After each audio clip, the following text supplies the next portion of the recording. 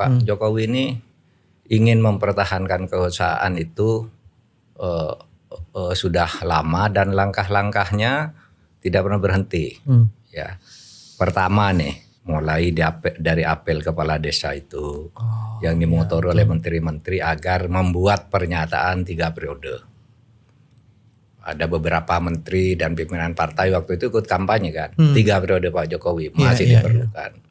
Tapi masyarakat sipil, pejuang demokrasi dan penegakan hukum ngelawan habis-habisan, partai politik seperti Ibu Mega ngelawan, sehingga itu gagal. Sudah itu dimunculkan lagi ide, kalau tidak bisa 3 periode, diperpanjang 2 tahun atau 3 tahun kan, karena COVID itu kan mengganggu, pemerintah tidak bisa kerja. Wah itu dilawan lagi kan, pokoknya harus pemilu. Apapun alasannya Pak Jokowi bagus atau tidak, kalau udah 2 periode habis ya habis. Itu kan pernyataan publik yang didukung juga kemudian oleh Bu Mega. Nah itu akhirnya berhasil kan, kita menetapkan jadwal pemilu, menetapkan peserta pemilu.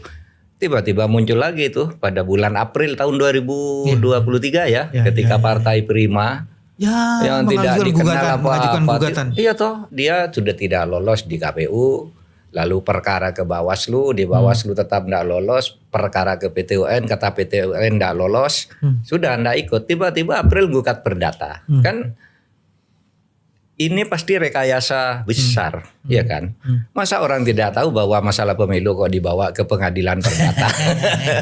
Semua orang tahu, hakimnya bodoh juga. Saya harus katakan, hakimnya ini bodoh atau pura-pura bodoh karena sesuatu. Kan tidak mungkin pemilu kok diadili perdata. Dan itu tiba-tiba kapan gugatnya Partai Prima tuh seperti apa kekuatannya gitu, tiba-tiba menang kan. Yang isinya itu bukan hanya mengabulkan permohonan perdata, tapi meminta KPU menunda keseluruhan proses pemilu. Bayangkan nih udah bulan April tahun 2023. Kan konyol banget tuh. Sudah kurang 10 bulan kan pemilu waktu itu. Wah rame se-Indonesia gitu. Itu tahap terakhir. Sudah itu kita gagalkan juga, Oke, enggak jadi presiden. Sekarang masuk ke MK. Ya kan, alangkah berikutnya saya MK. Kalau saya enggak dapat anak saya kan gitu kira-kira. Pakai lagi setelah itu. Ribut lagi kan, ribut. Dan itu jelas melanggar konstitusi, melanggar kepantasan dan sebagainya. Tapi kan ada dalil dalam hukum itu, apa yang putuskan oleh hakim itu mengikat. Ya kan, meskipun Gibran salah, ya mengikat.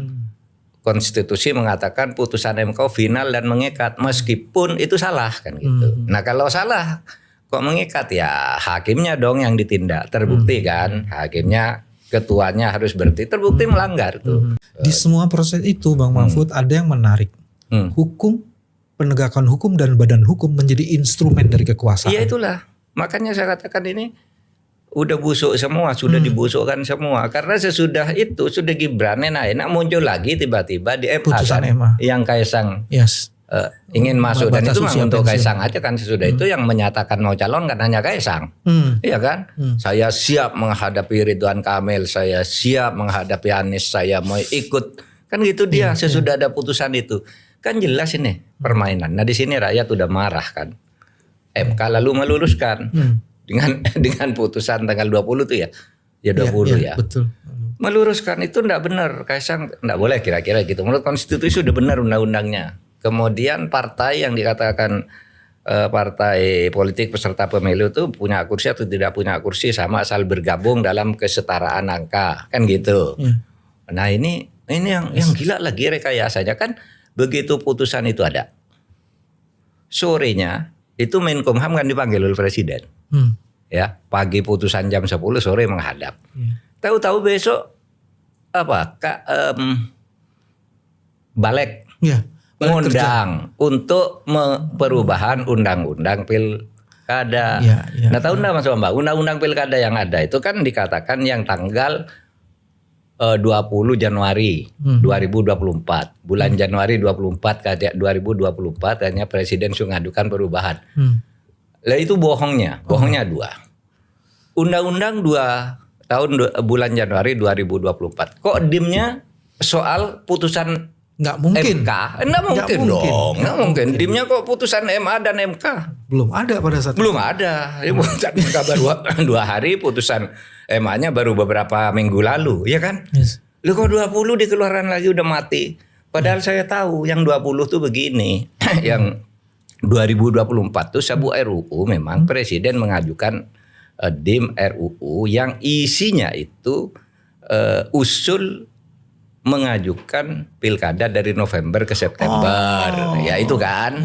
Ya. Maksudnya apa? Biar pilkada itu tetap di bawah kendali Pak Jokowi kan gitu. Lalu diuji ini, rencana ini diuji oleh anak UI ke MK.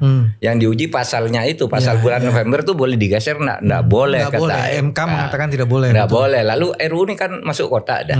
Tiba-tiba dikeluarkan sekarang. Nah, tentu kita boleh curiga dong. Tuh, jangan sampai dalam waktu pendek itu dengan alasan rakyat kok ribut terus lalu misalnya mengeluarkan hukum darurat dengan dekret, ya kan? Peralihan pemerintahan ditunda karena rakyat ribut. Itu bisa saja, meskipun sangat kecil kemungkinannya, kecil.